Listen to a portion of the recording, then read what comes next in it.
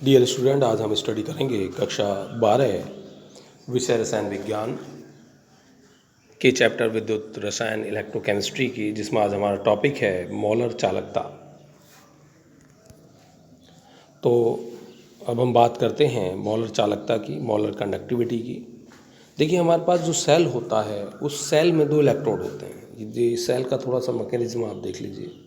Cell जो होता है हमारे पास इस तरीके से, उसमें 2 इलेक्ट्रोड होते हैं और इन सेल के बीच में यहाँ जो विलयन होता है, ठीक है, उस विलयन में जो सॉल्यूशन है उसकी यदि सांद्रता 1m है, ठीक है, उस समय वहाँ पर जो नोट की गई चालकता है वो उसकी मोलर चालकता है।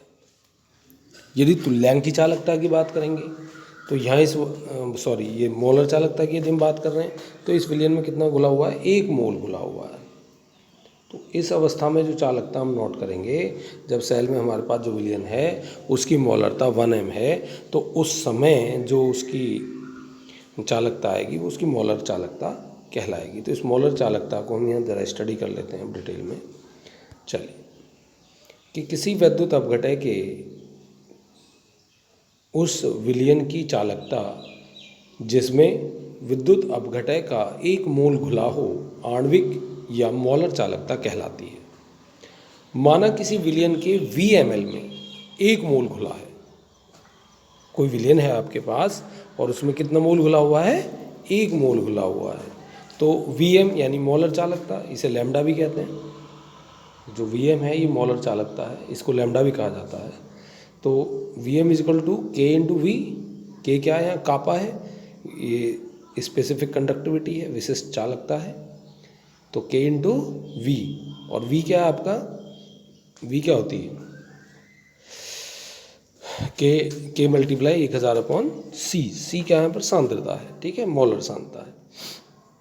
तो V विलयन का आयतन था, ठीक है, जिसके 1000 ml में कितना 1 मोल घुला हुआ है, ठीक है, जो हमने यहाँ बताया था। माना किसी विलयन के VML में 1 मोल घुला हुआ है, यानी V इक्वल टू हो गया 1000/सांद्रता। तो ये V की वैल्यू हमने यहाँ पे रख दी है। तो इस प्रकार से lambda m equal to K multiply 1000/m। यहाँ पर आ गया हमारे पास lambda m equal to K multiply 1000/m, जहाँ m विद्युत अपघटय विलयन की मोलरता है और C मोलर सांद्रता है। m क्या है यहाँ पर, मोलरता है, ऊपर जो C इस्तेमाल किया गया था वो मोलर सांद्रता है। मोलर चालकता का मात्रक देखिए, lambda m equal to K/V। K क्या थी, विशिष्ट चालकता थी। विशिष्ट चालकता का जो मात्रक क्या था, ओम इनवर्स सेंटीमीटर इनवर्स, ओम इनवर्स सेंटीमीटर इनवर्स। अब ये क्या आ गया आपका, K/V है, V क्या है, आयतन है। आयतन कितना है, जिसके 1 लीटर में, 1 लीटर का मतलब सेंटीमीटर क्यूब, 1 मोल घुला हो तो सेंटीमीटर की क्यूब अपॉन मोल। ये स्पेशल आयतन है, खाली यहाँ ml से काम नहीं चलेगा। तो ओम इनवर्स सेंटीमीटर यहाँ भी है और यहाँ भी है, सेंटीमीटर क्यूब, और ये -1, तो इनको मल्टीप्लाई करेंगे तो सेंटीमीटर स्क्वायर आ जाएगा, और मोल -1। इसी प्रकार से यहाँ पर आपका ओम inverse centimetre square mole inverse और S सेंटीमीटर स्क्वायर पर मोल। तो ये इसकी मोलर चालकता आ जाती है। यहाँ पर यदि आप इसे देखें तो ये इसकी क्या आ गई है, मोलर चालकता आ गई है, ठीक है। तो यहाँ इस तरह की कोई प्रॉब्लम नहीं है। तो इनका मात्रक ज़रूर पता होना चाहिए, मात्रक से बहुत सारी प्रॉब्लम जो है वो सॉल्व हो जाती हैं। अब हमारे पास आती है तुल्यांकी चालकता। जिस प्रकार मोलर चालकता थी उसी प्रकार तुल्यांकी चालकता है। यानी हमारे पास जो विद्युत अपघटय है उसमें जो विलयन भरा हुआ है, यदि उसमें उस पदार्थ का 1 तुल्यांक घुला हो, ठीक है, तो उस सेल की जो चालकता होगी वो तुल्यांकी चालकता कहलाएगी। चलिए इसे थोड़ा डिटेल में देख लेते हैं कि किसी विद्युत अपघटय के उस विलयन की चालकता जिसमें 1 ग्राम तुल्यांक विद्युत अपघटय खुला हो। जो सेल है वहाँ पर उस विद्युत अपघटय का कितना घुला हुआ है, 1 ग्राम तुल्यांक घुला हुआ है, ठीक है, घुला हो तो तुल्यांक की चालकता कहलाती है। इसे लैम्डा के द्वारा प्रदर्शित करते हैं, ठीक है। माना किसी विलयन के VML में 1 ग्राम तुल्यांक विद्युत अपघटय घुला है तो लैम्डा इक्वल टू K/V। तो V कितना है, सांद्रता है, 1000/C। कितना घुला हुआ है, 1 ग्राम तुल्यांक। 1 ग्राम तुल्यांक से मतलब है नॉर्मलता से। तो lambda is equal to K multiply 1000 upon C is equal to K 1000 upon N, जहाँ एन विलियन की सांद्रता है जो प्रति लीटर मात्रा में घुले विद्युत अपघटय का 1 ग्राम तुल्यांक रखती है, तथा एन विलियन की नॉर्मलता है। जो एन है ये विलियन की क्या है, नॉर्मलता है। अब तुल्यांक की चालकता का मात्रक, तुल्यांक की जो चालकता है इसका मात्रक हम कैसे निकाल सकते हैं, के इंटू वी से। के का मात्रक कितना है, ohm inverse centimetre inverse, V का कितना है centimetre cube upon E Q, E Q से इक्विवेलेंट है। ये जो हम लैम्डा लिख रहे हैं इसे लैम्डा ई क्यू भी लिखा होता है कहीं कहीं, इसे खाली ऐसे लैम्डा भी बना होता है और ऐसे ई क्यू बना होता है, ठीक है। तो ये चीज़ भी आती रहती है, ऐसे कंफ्यूज होने की ज़रूरत नहीं है। जैसे कंडक्टेंस होती है सी, इसे जी भी लिखा जाता है कहीं कंडक्टेंस को, ठीक है। तो बहुत सारी टर्मिनोलॉजी जिसे मैं साथ के साथ क्लियर भी करता चलूँगा। तो lambda is equal to K into, तो लैम्डा इज इक्वल टू क्या आ गया हमारा, के इंटू वी, यानी ohm inverse centimetre inverse multiply centimetre cube upon E Q.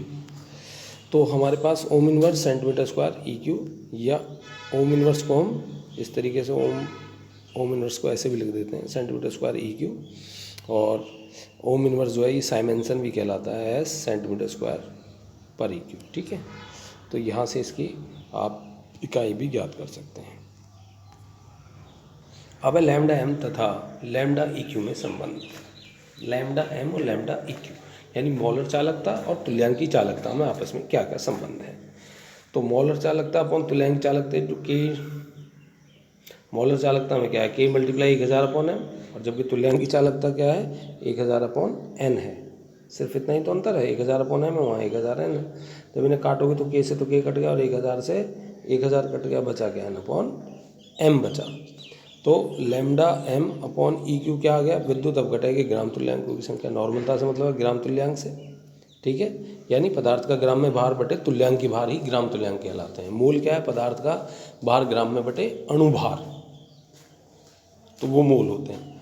तो यहाँ पर जो ग्राम तुल्यांक इसका मतलब क्या है, विद्युत अपघटय का द्रव्यमान यानी ग्राम में द्रव्यमान बटे तुल्यांक की भार, और इसका विद्युत अपघटय का द्रव्यमान बटे अणुभार। विद्युत अपघटय के द्रव्यमान से विद्युत अपघटय का द्रव्यमान कट गया, अब तो हमारे पास अणुभार बटे तुल्यांक की भार बचा, यानी lambda M is equal to अणुभार अपॉन तुल्यांक की भार मल्टीप्लाई लैम्डा ई क्यू। तो यहाँ से हम इन दोनों का रिलेशन भी एस्टेब्लिश कर सकते हैं। अब हमारे पास जो नेक्स्ट हेडिंग है वो है सेल स्थिरांक, सेल कांस्टेंट। ये भी पूछ लिया जाता है कि सेल कांस्टेंट है क्या। देखिए आपके पास जो सेल है उसमें जो इलेक्ट्रोड है उनकी जो लंबाई है एल, ठीक है, सॉरी, जो इलेक्ट्रोड है उनके बीच की जो दूरी है वो है एल, और इलेक्ट्रोड के अनुप्रस्थ काट का क्षेत्रफल है ए। तो इस एल अपॉन ए का जो अनुपात है वो सेल स्थिरांक या सेल कांस्टेंट कहलाता है। तो हम ये कह सकते हैं कि किसी सेल के दो समांतर इलेक्ट्रोडों के बीच की दूरी तथा इलेक्ट्रोड के अनुप्रस्थ परिच्छेद क्षेत्रफल का अनुपात सेल स्थिरांक कहलाता है। अर्थात सेल स्थिरांक बराबर हो गया एल अपॉन ए, यानी K is equal to G multiply cell स्थिरांक। इसका मात्रक सेंटीमीटर इनवर्स या मीटर इनवर्स है। इसका जो मात्रक है क्या है, वो सेंटीमीटर इनवर्स है या मीटर इनवर्स है। सेल स्थिरांक का फॉर्मूला पूछ लिया जाता है, इस फॉर्मूले को आप अच्छे से लर्न कर लें, एल अपॉन ए, सेल स्थिरांक is equal to L upon A, exam में पूछा जाता है। तो विशिष्ट चालकत्व के इज इक्वल टू चालकता जी इंटू सेल स्थिरांक एल अपॉन ए।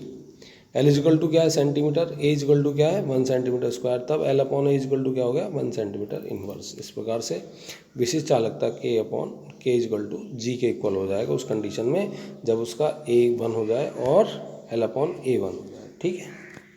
ये चालकत्व जी अभी मैंने बताया था, ये चालकता सी भी, इसको सी से भी रिप्रेजेंट करते हैं, ठीक है। हमारे पास कुछ न्यूमेरिकल प्रॉब्लम हैं जिन्हें आप सॉल्व करते हैं। जैसे हमारे पास एग्जाम्पल है कि 25 डिग्री सेल्सियस पर KCl के n/50 विलियन वाली सेल का विशिष्ट चालकत्व इतना है, ठीक है। विशिष्ट चालकत्व यानी उसकी विशिष्ट चालकता दे रखी है यहाँ, ये विशिष्ट चालकता है आपकी के कितनी दे दी है इन्होंने 0.002765 महो सेंटीमीटर, ओम इनवर्स को महो भी कहते हैं, ठीक है। यदि सेल का प्रतिरोध 400 ओम हो, इसका आर कितना है 400 ओम है, ठीक है। तो सेल स्थिरांक की गणना करो। सेल स्थिरांक क्या होता है? L/A। K दे दिया, 1/R दे दिया, R दे दिया, K दे दिया, L/A निकालना है आपको। L/A क्या होता है? सेल स्थिरांक होता है। तो आपको K इतना दे दिया और R इतना दे दिया है, ठीक है। तो K = क्या होता है? 1/R। 1/R क्या होता है? G या C, चालक भी कहते हैं जिसे।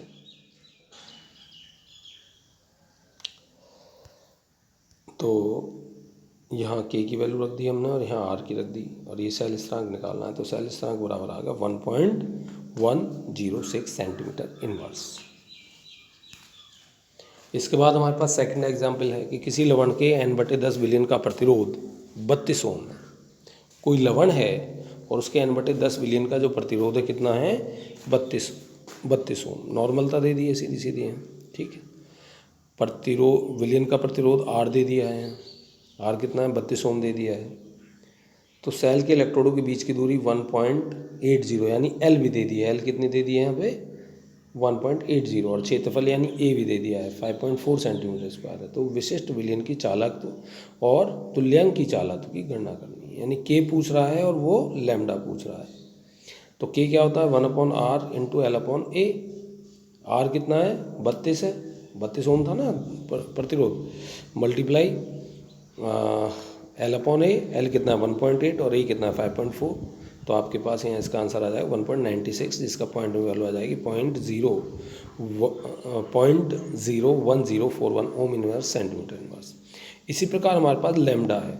लैम्डा = K × 1000/n, यानी 0.01041 मल्टीप्लाई 1000 × 10। भाई नॉर्मलिटी वहाँ उसने दे ही रखी है, कितनी दे रखी है? 1/10 दे रखी है। तो 10 कहाँ पहुँच जाएंगे? 10 भी ऊपर पहुँच जाएंगे।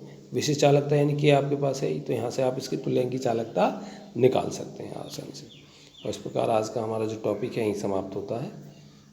इसको ध्यान से अपनी कॉपी में लिखें और ये चैप्टर आपका समाप्त। धन्यवाद।